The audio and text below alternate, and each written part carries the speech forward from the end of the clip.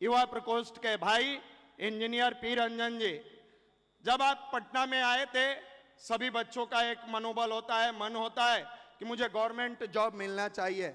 आपकी भी आंतरिक इच्छा थी कि मुझे गवर्नमेंट जॉब मिलना चाहिए, और पटना में आप आए, तैयारी शुरू की है।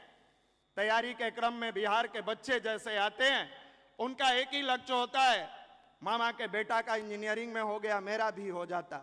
मामी के बेटी मेडिकल में चली गई, मुझे भी हो जाता। आपके मन में भी यह तमन्ना था, और आप इंजीनियर बने भी। केवल इंजीनियर नहीं बने, मिलिट्री इंजीनियरिंग सर्विस, जिसके लिए लोग ललायित रहते हैं, MES, वहां आपको जॉब मिला। मिलिट्री इंजीनियरिंग सर्विस में आपको जॉब मिला, फिजिक्स के टीचर के रूप में आपको पढ़ाने का। आप पढ़ाए भी, लेकिन गुरु कार्य में व्यवधान आने के कारण आपकी अंतरात्मा गवाही नहीं देती थी कि मैं बंद के कार्य करूं, और आपने सोचा कि अब मुझे गुरु कार्य के लिए इसको त्याग दे देना चाहिए, और आपने गवर्नमेंट जॉब को ठुकरा दिया, छोड़ दिया, और गुरु कार्य के लिए अपने आप को समर्पित कर दिए। और गुरु कार्य में लगने के बाद आज पूरे बिहार, झारखंड, जितने भी बड़े जगह, पूरे जिला है, लगभग 60 जिला में आपका व्यवसाय फैला हुआ है। गुरु कार्य में कंधों से कंधा मिलाकर चलने के साथ आप कार्य करते हैं। तो एक जोरदार करतल ध्वनि के बीच हम आमंत्रित करते हैं इंजीनियर पी रंजन जी को। मंच पर उपस्थित हमारे शांति कुंज से आए हम सभी के प्रेरणा स्रोत, हमारे मनीषी मार्गदर्शक आदरणीय सैफाली जी, हमारे युवा प्रकोष्ठ के संस्थापक, हमारे प्रेरक, हम सभी युवाओं को खड़ा करने वाले युवा प्रकोष्ठ के संस्थापक हमारे आदरणीय मनीष भैया, हमारे युवा प्रकोष्ठ के कंधे से कंधे मिलाकर के सारी व्यवस्था को संभालने वाले हमारे आदरणीय ज्ञान प्रकाश भैया, निशांत रंजन जी, साथ ही हमारे जोन से जोनल प्रभारी आदरणीय पप्पू जी, लाल बाबू जी, महिला प्रकोष्ठ से आए हुए गुड़िया दी, प्रियंका दी, साथ ही बिहार के तमाम जिले से और पटना के तमाम लॉज, हॉस्टल, कोचिंग सेंटर से आए हुए, पधारे हुए हमारे युवा भाई, सभी को मेरा प्रणाम, भाव भरा स्वागत, इस कार्यक्रम में भाव भरा अभिनंदन। मेरे मित्रों, आपको बुलाया गया है एक विशेष प्रकार के कार्य में, एक विशेष प्रकार के कार्यक्रम में आपको बुलाया गया है। तरह तरह की बातें बोली गई होगी आपको, आप पूछे भी होंगे कि हमें क्यों बुलाया गया है, किस कार्य के लिए बुलाया गया है, क्या होगा वहां पर आकर के, आपको बताया गया होगा। आप आएंगे भैया, आपको ट्रेनिंग दी जाएगी, सूत्र बताए जाएंगे, फार्मूला बताया जाएगा कि कैसे आपका IQ डेवलप होगा, कैसे आपके अंदर मेमोरी बढ़ेगी, कैसे आपका कंसंट्रेशन पावर विकसित होगा, आप अपने लक्ष्य को कैसे हासिल करेंगे, आप अपने जीवन में सफल कैसे होंगे। यही सब बिंदु बता करके हमारे भाई आपको यहाँ बुलाए होंगे, आमंत्रित किए होंगे। आप सब आए, उनकी बातों को सुन करके, ये हमारे परम पूज्य गुरुदेव का एक मैसेज था, संदेशा था। आप आए, विश्वास मानिए, जो जो बातें कह करके आपको यहाँ बुलाया गया है, वो सारी चीजें आपके जीवन में प्राप्त होगी।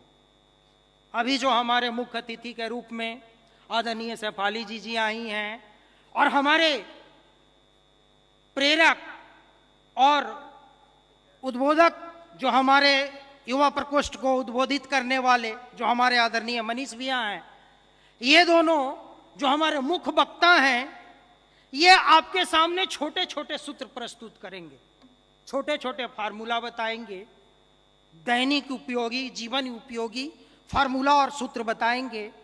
यदि आप उन सूत्रों को अपने जीवन में उतार लेंगे तो आपके जीवन में क्रांति आ सकती है, आपके जीवन में परिवर्तन हो सकता है।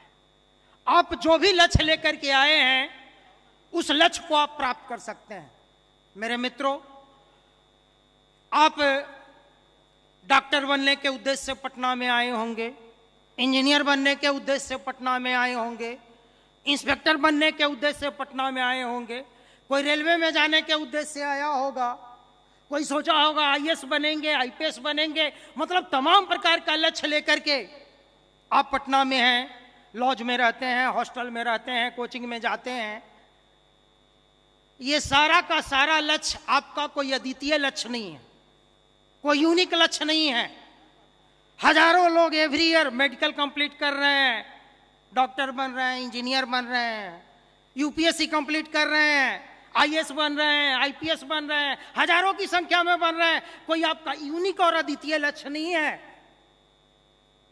आपके अंदर हमारे युवा प्रकोष्ठ से जुड़ने के बाद, हमारे परम पूज्य गुरुदेव के विचारों को अपनाने के बाद, उनके सिद्धांतों को अपनाने के बाद, या यहाँ के हमारे जो मुख्य वक्ता हैं, ये आपके सामने जो सूत्र आपको बताएंगे, उन सूत्रों को अपनाने के बाद विश्वास मानिए आपके अंदर वो ऊर्जा आ जाएगी। यदि उसको आपने अपने जीवन में अपना लिया तो आपके अंदर वो शक्ति आ जाएगी, वो पावर आ जाएगा कि ये जो लक्ष्य आप सोच करके आए हैं, जिसको प्राप्त करने का अभी कॉन्फिडेंस आपको नहीं हो रहा है कि हम डॉक्टर बनेंगे कि नहीं बनेंगे, इंजीनियर बनेंगे कि नहीं बनेंगे, जिसमें एवरी ईयर हजारों लोग बन रहा है, लेकिन आपके अंदर वो आत्मविश्वास नहीं जागृत हो रहा है कि हमें भी प्राप्त होगा कि नहीं होगा। विश्वास मानिए, आप धैर्य पूर्वक यदि पूरी कार्यक्रम को सुनते रहे और उसको अपने जीवन में अपनाने का कार्य किया तो आपके अंदर वो शक्ति आ जाएगी कि उस जिसके सामने ये लक्ष्य आपका तुच्छ हो जाएगा, ओछा हो जाएगा, और आप दुनिया में जो सोच करके आए हैं उससे बड़ा लक्ष्य हासिल करेंगे।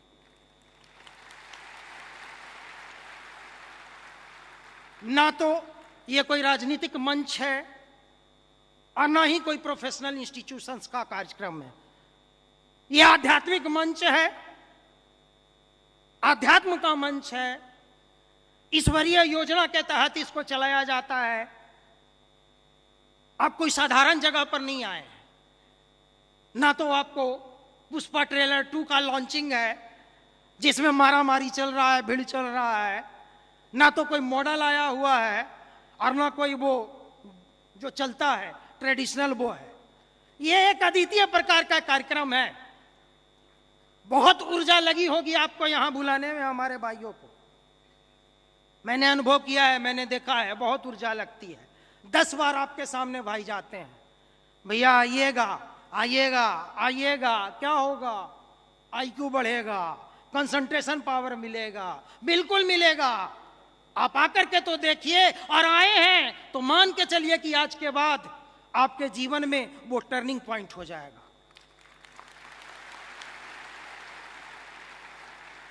आप जिस लक्ष्य को प्राप्त करने का आपके अंदर अभी तक आत्मविश्वास नहीं आया है, उससे बड़ा लक्ष्य प्राप्त करने का आपके अंदर आत्मविश्वास आ जाएगा।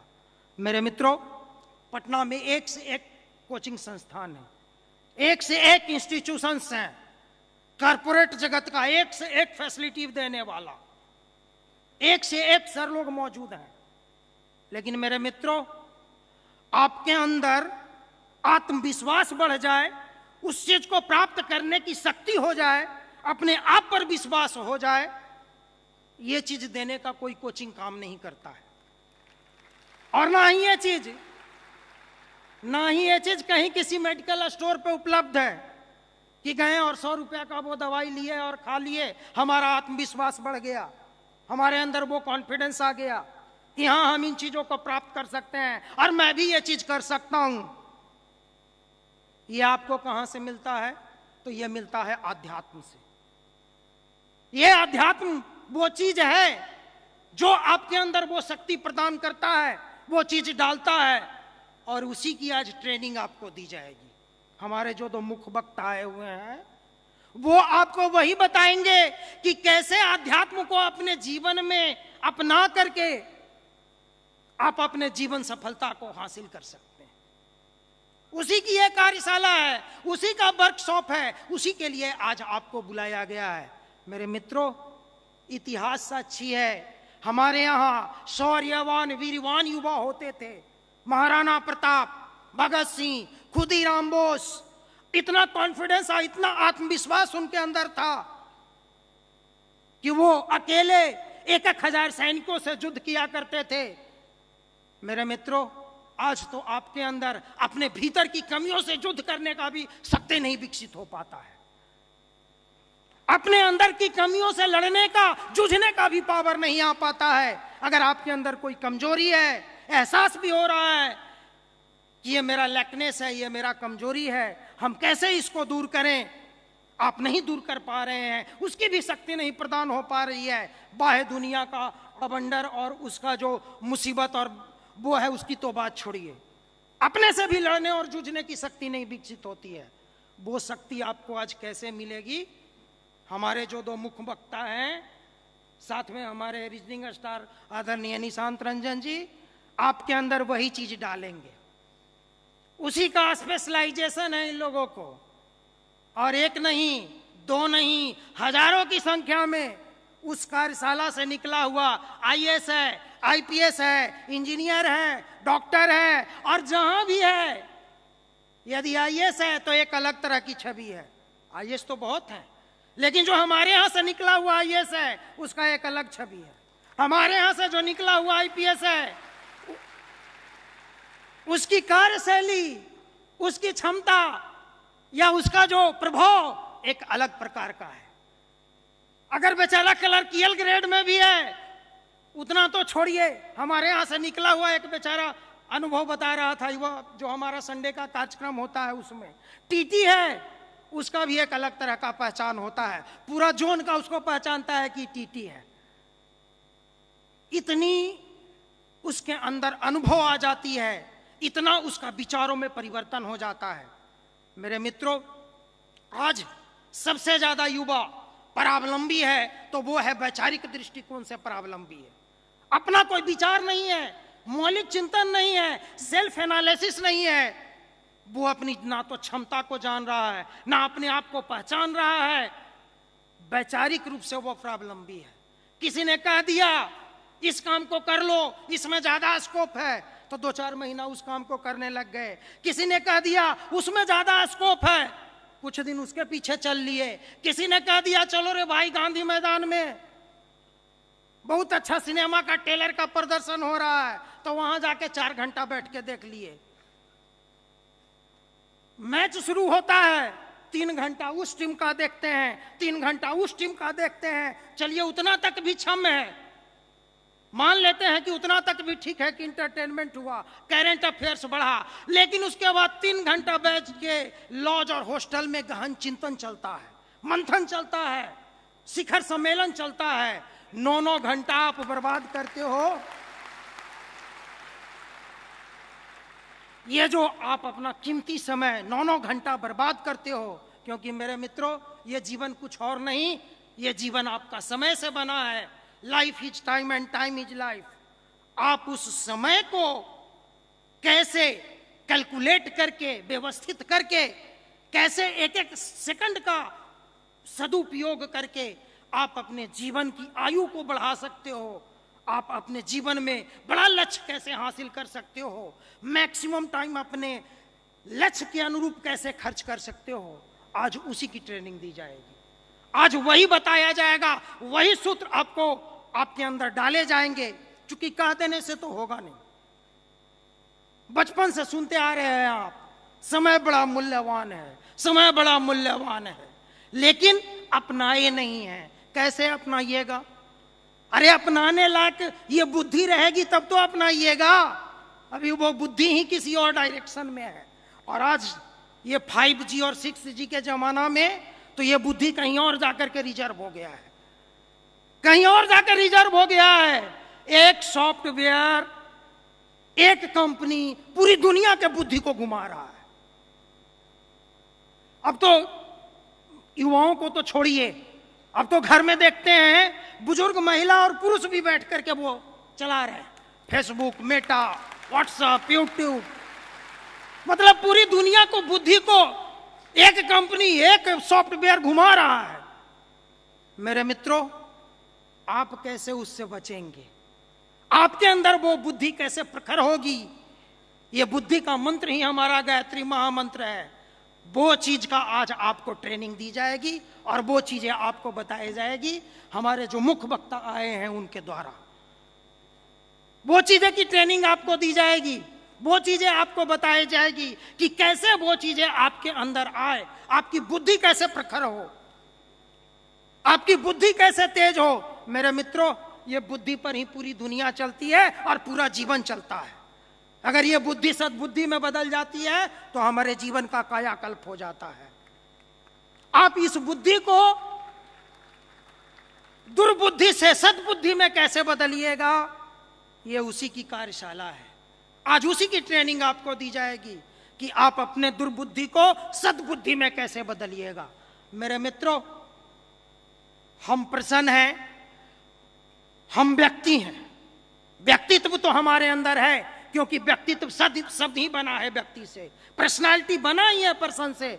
मेरे मित्रों, व्यक्तित्व और पर्सनालिटी को विकसित करने में ना तो कोई कपड़ों का रोल होता है और ना ही कोई शरीर का रोल होता है। कितना भी ये चमकता हुआ चेहरा हो, किसी भी ब्रांड का कपड़ा हो। महात्मा गांधी का नाम आप लोग सुने हैं? नहीं सुने हैं? अच्छा, सुने हैं। किस ब्रांड का कपड़ा पहनते थे? Louis Philips. किसी ब्रांड का नहीं पहनते थे। मतलब ये तो साबित हो गया कि कपड़ों का कोई रोल नहीं होता है।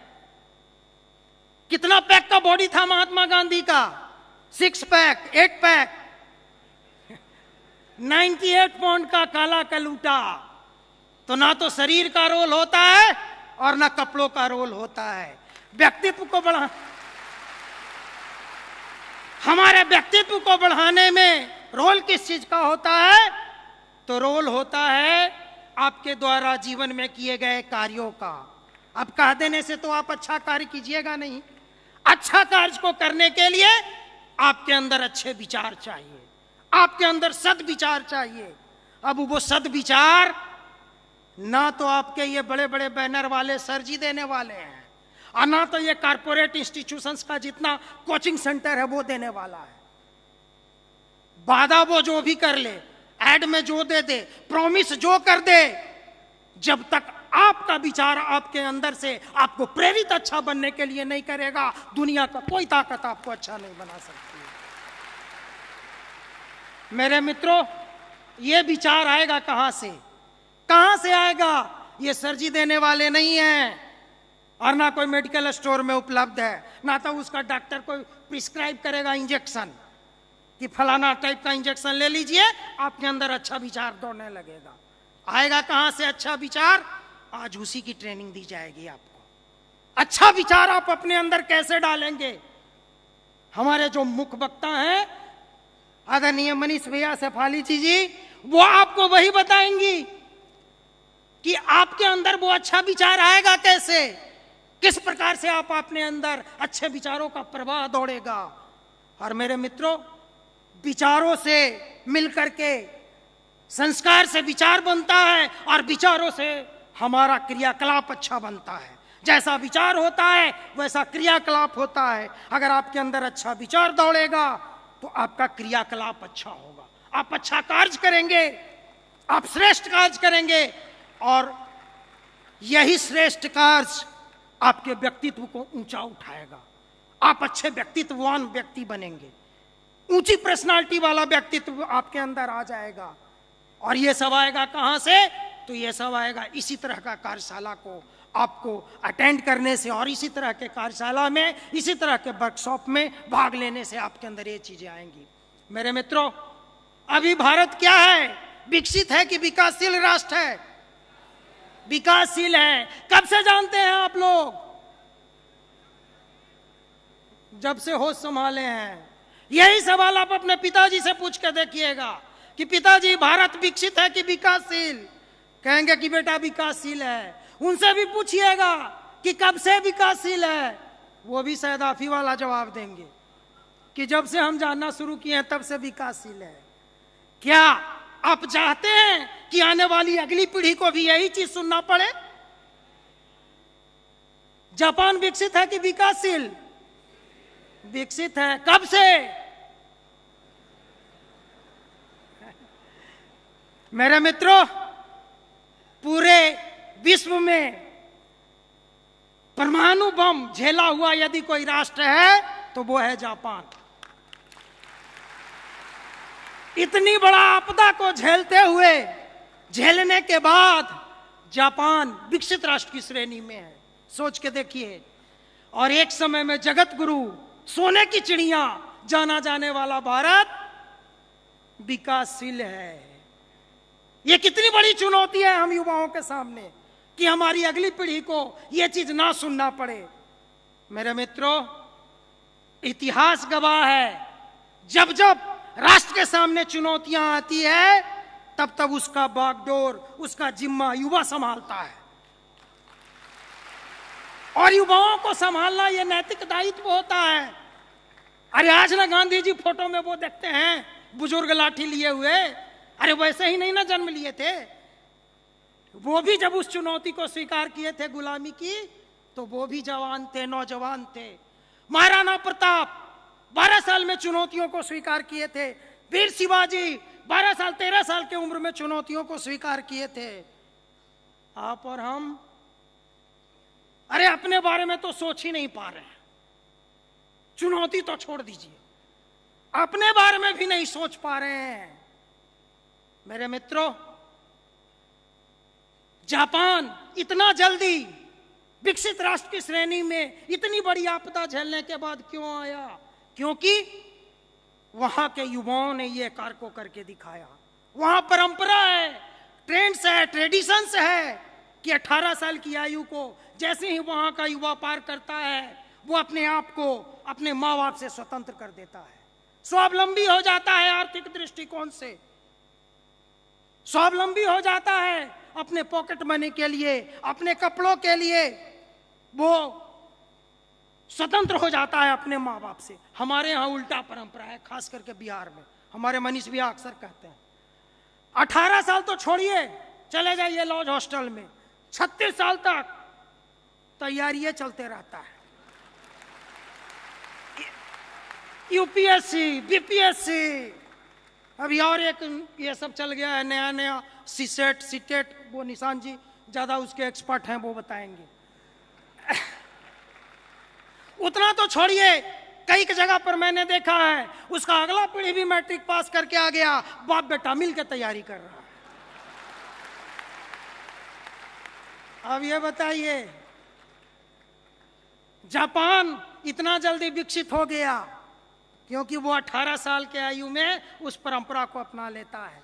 और अब 70 साल 60 साल का उम्र होता है और 40 साल तक आप तैयारी कर रहे हैं। कौन लाएगा उसको रास्ते पे? किसके सामने यह चुनौती है? किसकी नैतिक जिम्मेदारी है? ये हम युवाओं की है, क्योंकि सर्वे का रिपोर्ट बताता है कि भारत में 68 से 70% आबादी युवाओं की है। मेरे मित्रों, अरस्तु ने कहा था व्यक्ति से मिलकर के समाज बनता है, समाज से मिलकर के व्यक्ति से मिलकर परिवार बनता है, परिवार से समाज बनता है और समाज से राष्ट्र का निर्माण होता है। यानी राष्ट्र का नींव कौन है? राष्ट्र का बिल्डिंग ब्लॉक कौन है? व्यक्ति है। और हम भारत को जवान राष्ट्र कहा जाता है। अभी गाड़ी में आ रहे थे तो जैसे मनीष भैया बता रहे थे कि चाइना बूढ़ा राष्ट्र है, रसिया बूढ़ा राष्ट्र है क्योंकि बूढ़ों की संख्या ज्यादा है। हमारा भारत जवान राष्ट्र है क्योंकि हमारे यहां जवानों की संख्या 70% है। 70% है। मेरे मित्रों, एक हम लोग कार्यक्रम करके लौट रहे थे मनीष भैया के साथ, एक प्रखंड के रोड से गुजर रहे थे, बगल में प्रखंड कार्यालय था। मैंने देखा वहां एकदम टाइट जींस पैंट पहन करके, मोटरसाइकिल लगा करके सैकड़ों की संख्या में युवा खड़ा है। भैया पूछे क्या हो रहा है, कुछ फार्म भरा रहा है क्या? हम भी को बगल वाला से पूछे गाड़ी रोक करके कि क्या हो रहा है जी? बोले बेरोजगारी भत्ता ले रहा है सब।